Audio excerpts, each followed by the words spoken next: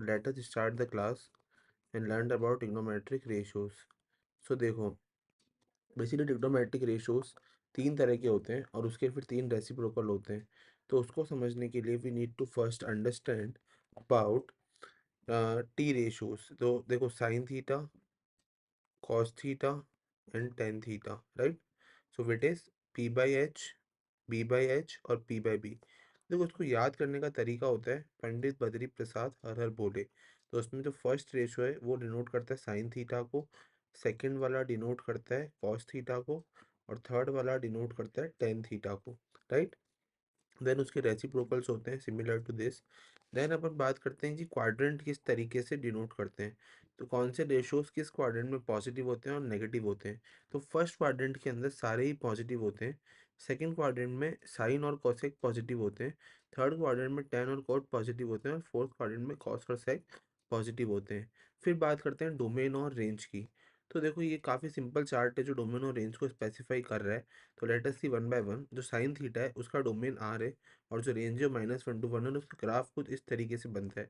Cos theta जो है वो उसका डोमेन भी आर है और रेंज है -1 to 1 सेम, एंड उसका ग्राफ कुछ 1 से स्टार्ट होके ऐसे चलता है। टेन थीटा जो है वो है r -2 1 + 5 2n + 1 π/2 और n belongs to I interval, right, integer basically. और वो जो है वो उसके डोमेन है और जो रेंज है वो आर है। सिमिलरली कॉट थीटा की रेंज है r-n π। मतलब आर में से वो सारी वैल्यूज को माइनस कर देंगे जो कि n पाई की फैक्टर है और उसका well n belong to integer, right. Then sec theta, इसका डोमेन और रेंज दोनों की क्या है, आर।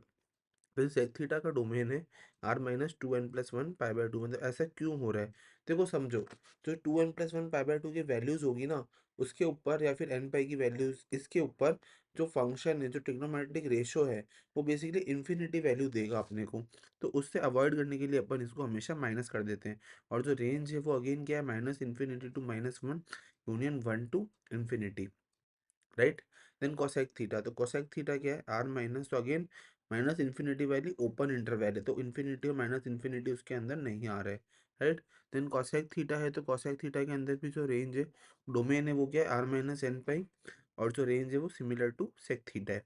देन बात करते हैं अलाइड एंगल की। तो देखो, अलाइड एंगल क्या है, अलाइड एंगल बेसिकली अगर थीटा एक एंगल है, देन उसके angles like -theta, 90 + -theta, 180 + -theta, 270 + -theta और 360 + -थीटा, ये सारे एंगल अलाइड एंगल कहलाते हैं।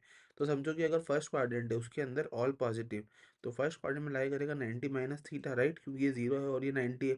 तो वो सारे एंगल जो 90 - थीटा है या फिर 360 + थीटा है, वो एंटी क्लॉकवाइज, तो वो सारे, सॉरी क्लॉकवाइज, एंटी क्लॉकवाइज या, तो एंटी क्लॉकवाइज वाले 360 + थीटा के अंदर आएंगे। Similar to that we have return all the angles, right.